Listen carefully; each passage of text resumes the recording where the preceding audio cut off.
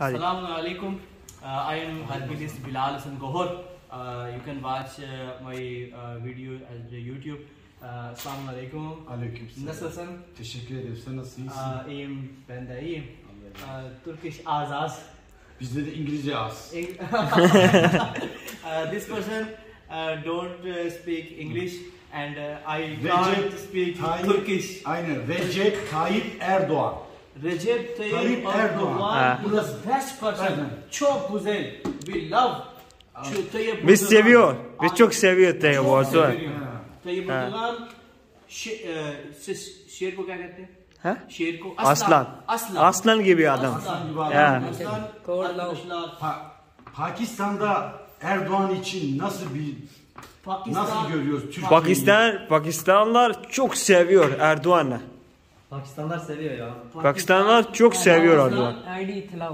Pakistan, Turkish Kardeşler. Aynen öyle. Pakistan, İmran Khan, Prime Minister Tayyip Erdoğan, Recep Tayyip Erdoğan, maşallah çok güzel.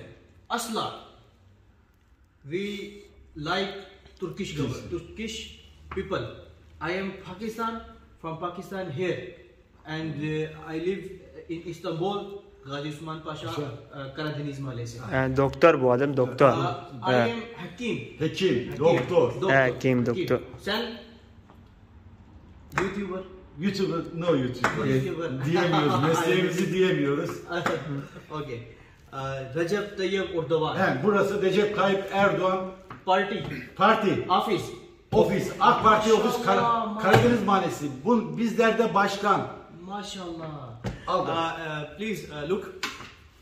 This person belong to Recep Tayyip Erdoğan party, and this is the office of party of Recep Tayyip Erdoğan. Çekebilirsin. You can please. Çekebilirsin. Move. Oraya çekebilirsin.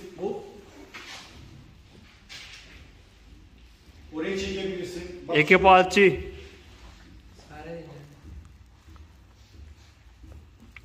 Maşallah çok güzel ofis.